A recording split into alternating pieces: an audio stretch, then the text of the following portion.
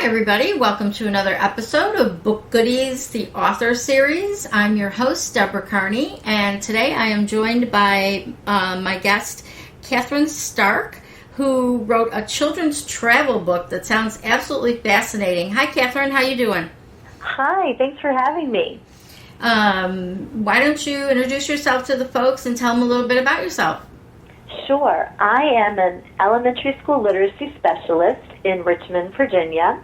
In addition, I'm a children's author, a public speaker, a freelance writer, and I'm the owner and founder of Creative Minds Publications and Consulting, which is a global educational company based here in Richmond. Nice. It sounds like you keep yourself a little busy. Yes, definitely. And I use my summertime to really catch up on projects that I need to focus on. Yeah. Now, tell us about your children's book. Amy's Travels is a multicultural children's book that teaches the 7 continents through the eyes of a young Latina girl. And it's actually based on the true story of my friend Amy, who grew up traveling around the world. She lived on 5 of the 7 continents. So I decided to write her story to teach the 7 continents to children to really understand the culture, diversity, and geography of our world. And I'm thinking the 2 continents she didn't live on are the Antarctica. Yes, continent number 1. And she also did not live on Australia. And oh, wow. I know, it's in the book because it's the next place she wants to visit. Okay. So that way the children are exposed to the life in Australia as well. That's awesome. And how old was she when she did all this traveling? Well, her whole life, obviously, but when did she start out? Yes, she was born in Honduras. And so from infancy all the way up through her 11 years old, 12 years old, is when she moved to Washington, D.C. Wow. So, I mean, she went to kindergarten in Kenya and family vacations in Holland, and she definitely had a story to share. Much more interesting than my story, my regular vacations to the beach. They didn't make as an exciting book as Amy's life did. Well, and what's really neat is you got to talk to her while she's so young so that these memories are now captured. When kids hit that 12, 13 years old, they start forgetting things from when they were much younger. Exactly. So at 11, they're still at that age, if you're talking to them at 10 or 11, they can still remember the stories. And it's wonderful that you got the idea for the book and you captured her story and was able to get that out there and use it as an educational resource. Correct. It has lesson plans for teachers, K through 5. It has a comprehensive book guide for parents and teachers, and it's used along with social studies curriculum throughout the nation and around the world, because no matter where you live, you're learning about the 7 continents. That's great. That's what every children's book author dreams of. Now, and the really cool part about this, especially the fact that you're in schools as a curriculum, is that you are an independently published author. Correct, yes. I started Creative Minds Publications simply to promote and market Amy's Travels, and originally wrote it for my students and my school and just my local area of Richmond. And since that was a few years ago, Amy's Travels is now used worldwide, and it was just released in its 2nd edition. And now our company publishes other works from teachers that have a great idea that say, I want to write this story and I really want to use it in the schools. So our company has expanded and just continues to grow based around the same mission of creating and developing engaging and educational children's literature. And are you working with a lot of younger writers, or is it mostly, adults that are writing the stories? It's mainly teachers. Yes, okay. It's a lot of educators that just have an idea and want to understand how to get it into book form and share it with schools. Okay.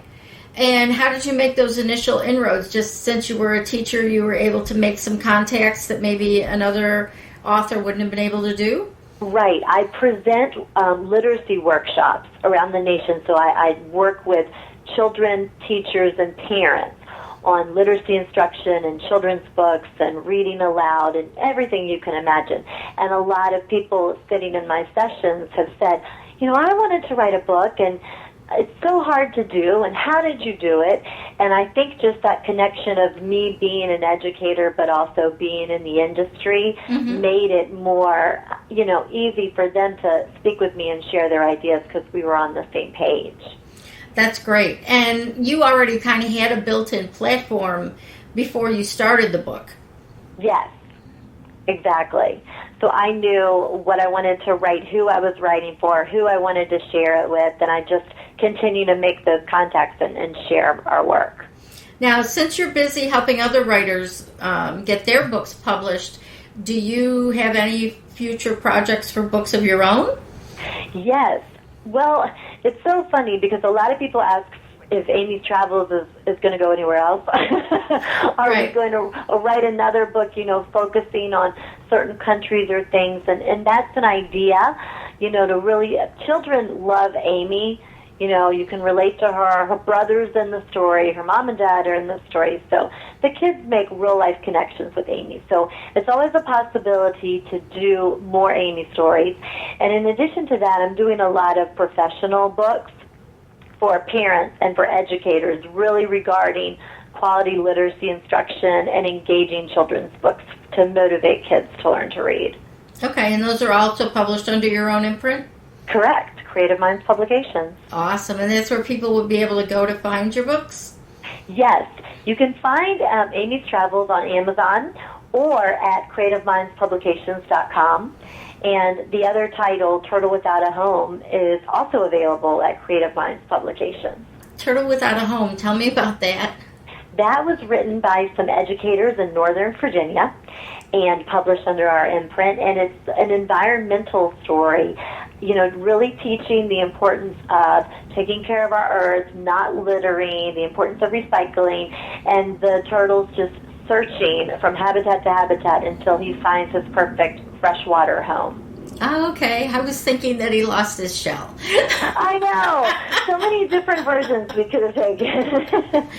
I'm like, who took his shell? Give it back. So that's the next story.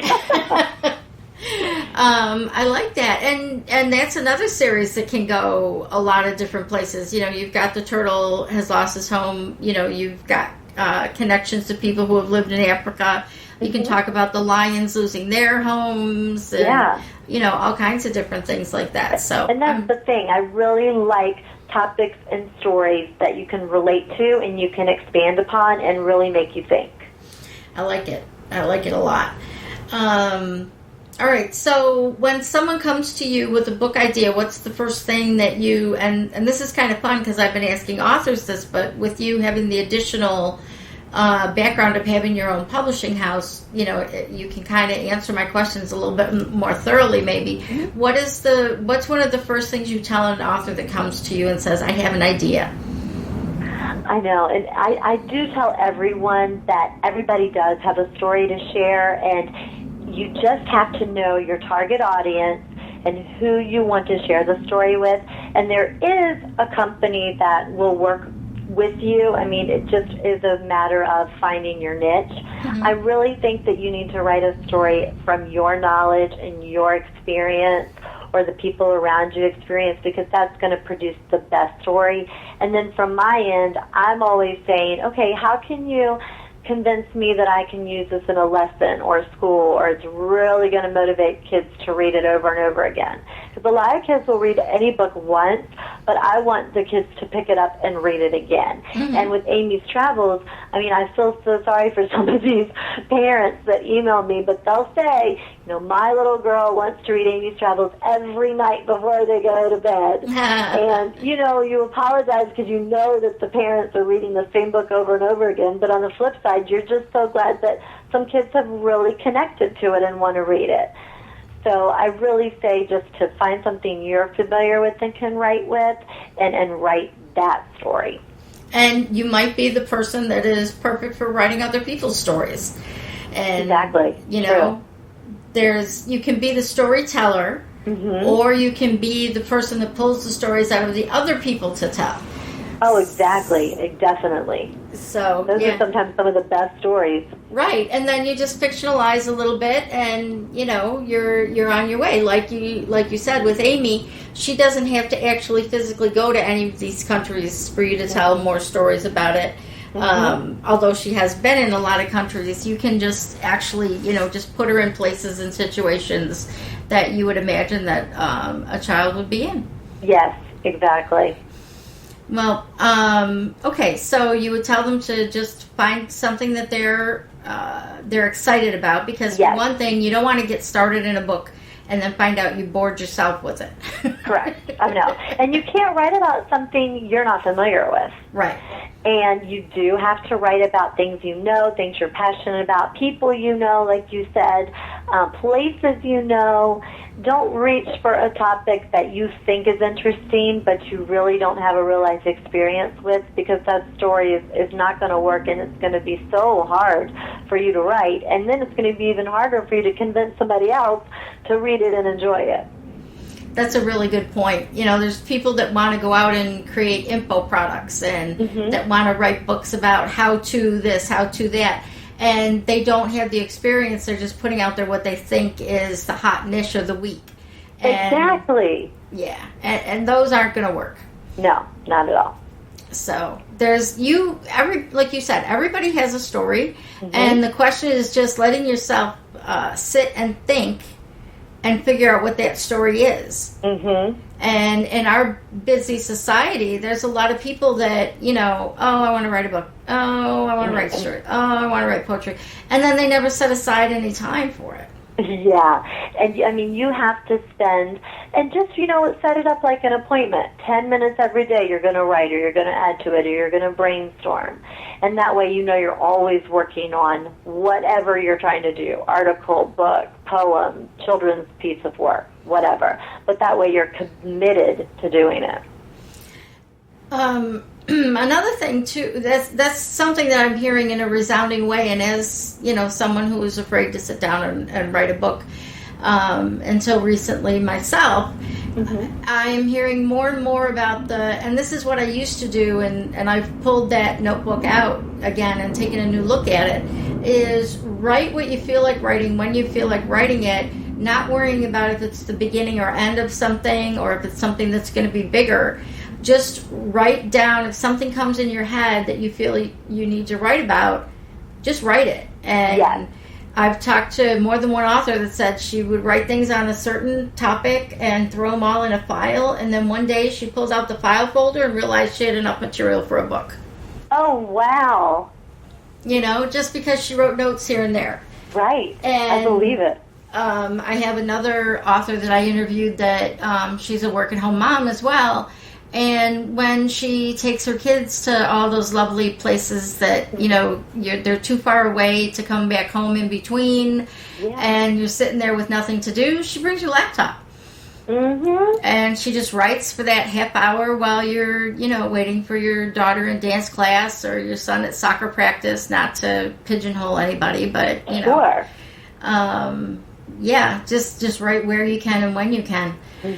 Now, when you were working on your book, did you come up with the idea of your publishing company at the same time, or did you do the publishing company first? How did that work? I sent Amy's travels to someone in Richmond, a publishing company in Richmond, who's now actually a colleague of mine, and we do a lot of projects together. But I sent a one-page manuscript to him. And, that's all it is. Because the children's book expanded on multiple pages. He typed it up, and it's one page. Yeah. And I sent it to him, and he wrote back and called and said, I love this idea, and I like your mission, because I really had presented the idea of I want it in schools. I want people to use it, because I've found that, making sure you can market yourself and promote yourself is much more important than the actual story itself. So instead of just having a good story and just sitting on the shelf, they really are looking for how you're going to get it out to the public. So I, presented that whole thing in the story, and he called me back, I love it, but I don't do children's books. And, he focuses on nonfiction adult novels. So with that, I decided to say, okay, well, I want to work with you because he could help me package my book and things like that. And then when it got down to actually the book was ready to go, what are we going to do? How are we going to sell it? I thought, I'm just going to start my own company, because if I put this under my imprint, which we did, he packaged it under Creative Minds Publications. I just started the business. I started my company, researched how to do it, and learned a lot about the industry. Still I'm learning as I go. And I just realized, well, the best person to publish and sell and market this book is me. And that's what I decided to do. That's wonderful. And it's because you saw a need and you filled it. And like you said, you already have a platform for not only your own books, but for other people's books, and to encourage other people to write. Yes. Now, how do you manage that as the publishing company? You have freelancers that help you with editing and book covers and different services, or how do you? Well, because I know there's so much. Yeah, there is, and the great thing about it is the people that come to me, mainly educators. They have the book. They've used the book in their classrooms before, just as that paperback story or whatever, and they have the vision. Mm-hmm. They come to me with it done, with the stories. It's just a matter of them wanting to share it. Okay. And the great thing is my partnership with Brandy Lane Publishers, who is the colleague I talked about, he does the packaging and the editing, and because he knows that side of the business, and I do the educational side. And so our two forces together, you're coming to work with me, and you're really working with two well-known companies in Richmond. So that's kind of the difference between, you're not just coming to me and we're doing everything, but we're pulling in experts from Richmond. And then again, we have expert distributors now throughout the state and throughout the East Coast and even California that know us and are, willing to work with us to put our books in the schools. So it's just a really good association that we've created, and people that want to work together and promote the same goal. And it's just been wonderful, a wonderful thing to do. And that brings up a good point for writers that are looking for publishing assistance, and for whatever reason, whether their topic is too timely and they can't go with a regular publisher, or, they don't want to research the traditional publishing, or they just, for whatever reason, they want to self-publish, but they don't have all the skills necessary. Find a small boutique publisher like yourself. There are a ton of them out there. Yes. And they are all willing to work with people, like you said. Your book didn't fit in the other person's wheelhouse, so you created your own.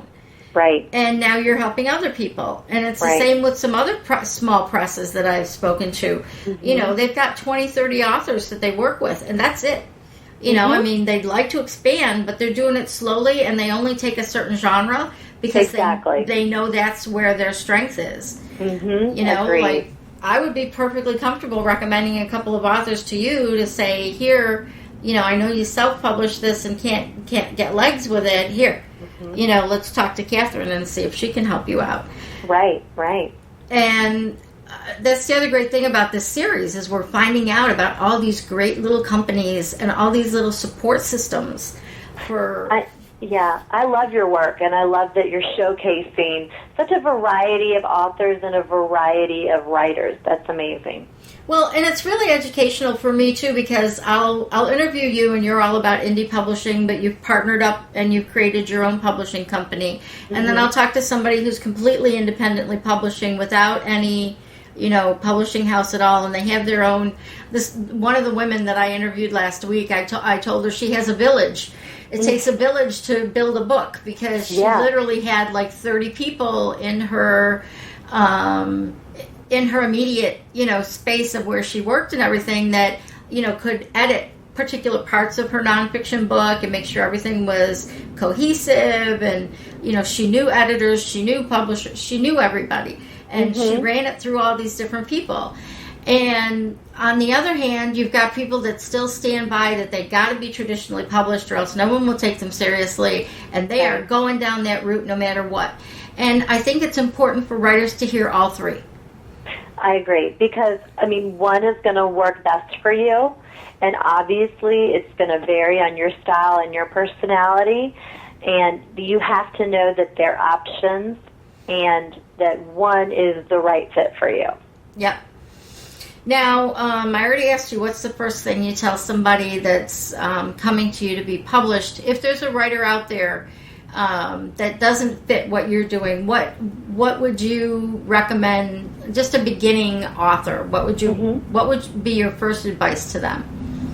I just always say to research and write people. I mean, when I started, I think I was writing 10 letters, 10 emails a day, just writing companies, asking them what they're doing. Here's my idea.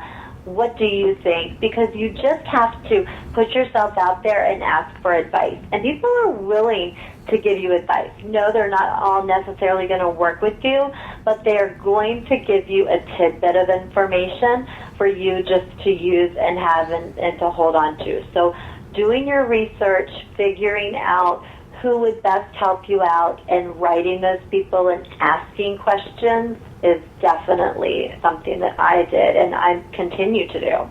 And do you do that like right when you first get your book idea, or do you wait until your book is written? I do it, either way, because if I have a great idea and a company loves the idea so much and is ready to go with it, wonderful. Mm-hmm. And then other people, yes, will say, I'd like to see the first 3 chapters or the manuscript. But, it just kind of depends again. Some people are ready just to jump in with the fabulous idea. Okay.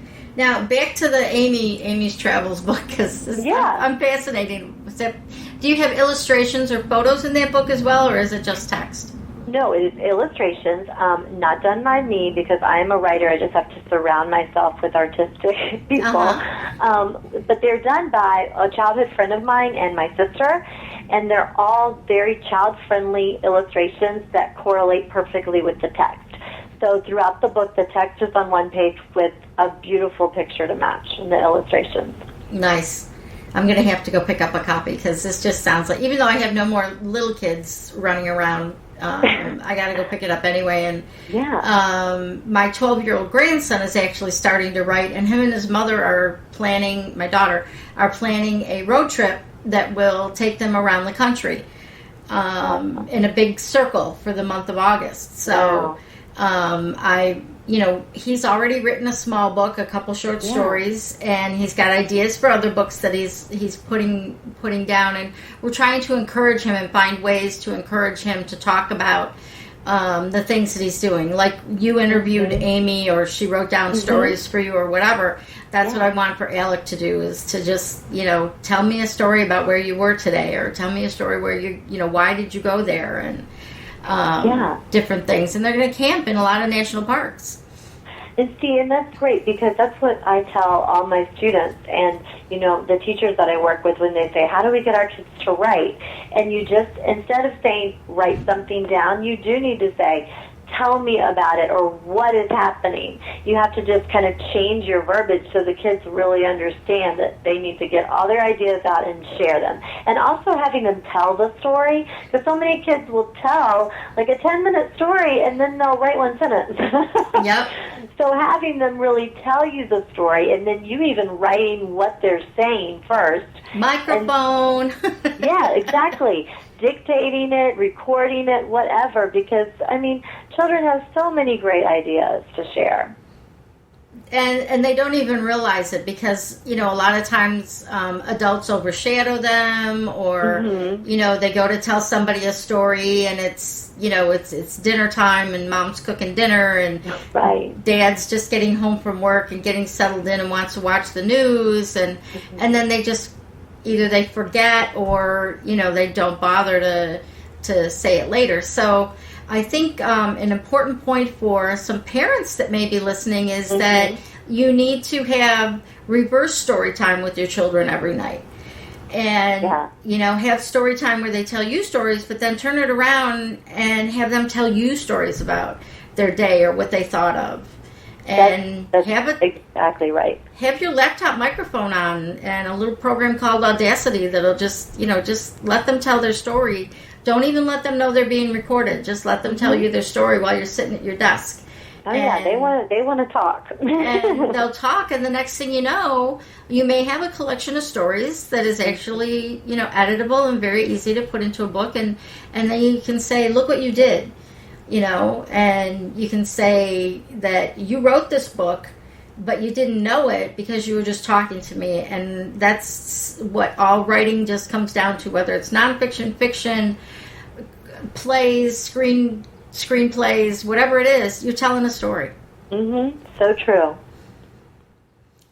Now, gosh, we've gone over so much already. I know. All my normal questions you've kind of answered already, but you have such good answers. So what would be your parting thoughts to someone who's listening to our podcast that, what would just be something that you absolutely want to make sure that writers know? Well, I truly did not think I was going to be a children's author. I mean, I never really thought about it. And now looking back, when I was little, I was writing all the time and had a notebook with me at all times, but never really thought about it as a profession. And I just decided that in my network of schools and teaching and my industry, that we use children's literature all of the time. That's how we teach. And there are so many great books out there, but there's so many new books that we really need to embrace and use. And I love when I get information about a new story out there that's unique and can be utilized and be a teaching tool but be engaging. And that's how I decided to get into it. And now as a children's author, I'm so glad that I did it, and I'm so excited to share the story. So it really just comes down to, if you're passionate about something and you have an intended audience, then you just need to work hard and be motivated and get it out there, because someone is going to enjoy it and appreciate it, and they're going to share it with others. Now, a lot of people, myself included, are, I'm a professional photographer, and I can write, I can put out children's books all day long if I had a format, because, I have a series on zoo animals, and I have a series on butterflies, and I have a series on different kinds of roses, and, different kinds of things all over the place, places from travel. Do you need stories to go along with that? And I'm not just asking for myself. I have a lot of photographer friends that have the same dilemma that I do. Now with the color books are less expensive to produce now. Right. With the Kindles, the ebooks are able to be done in color. Is there a template or a guideline, or is just having information about the whatever is the topic of the book, is that enough? Yeah, because honestly, pictures are so many times just tell a story in itself. And a lot of times you could just do a wordless picture book. Kids love wordless picture books because it's not intimidating. Right. And then on the flip side, you can always just add a word or a phrase, if you really wanted to kind of create a theme, or you wanted to leave kind of a mark or a lesson of how it impressed you, or how the photograph really stuck with you, and you want to share that with the reader. But I don't believe that it has to be like a one-size-fits-all thing, because there's so many creative ways to incorporate your artwork with your words. And it can be short, it can be long, it can just be a few words or no words at all. It's just the whole idea of sharing that idea, that theme, that central theme, or whatever passion you had when you were taking the photographs or drawing the pictures or whatever you were doing.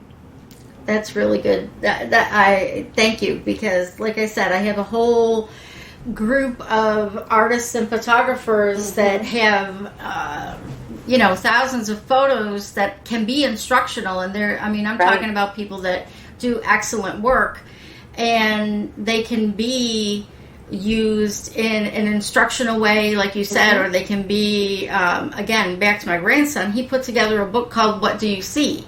And that came from the idea that as you're walking through mountains and you're walking through national parks and you're walking through different wilderness areas, and you look up at the mountain or the rock formations and you see something that looks like an animal or a face or an alien. Cool. And that's the kind of thing, like, he did it in, and I want to do a much more in-depth one, but he started out with some of his, and he didn't put on each one what he saw because he wants you to figure it out for yourself. To think about it. I love it.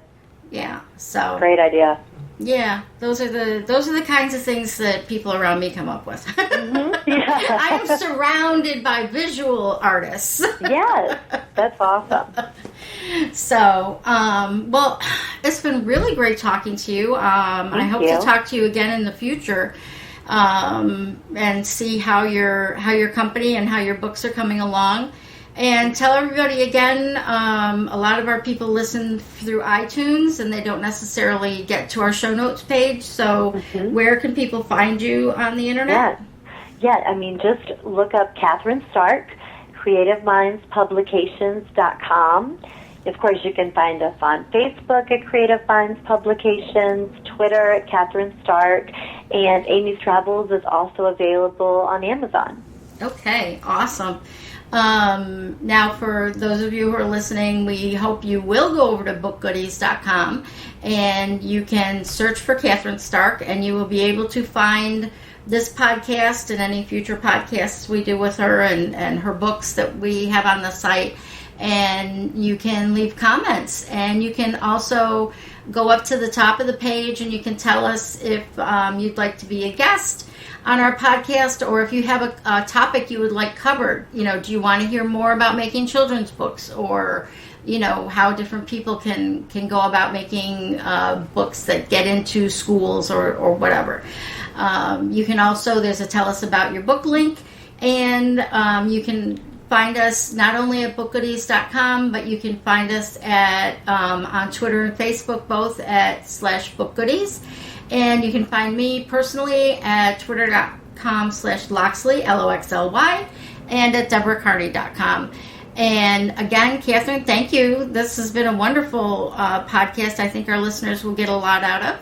Thank you so much. As always, we want to thank Geekcast.fm for hosting all of our podcasts and having not only podcasts that are relevant to people who are writing books and marketing books, but also marketing in general, internet marketing, and work-at-home parents.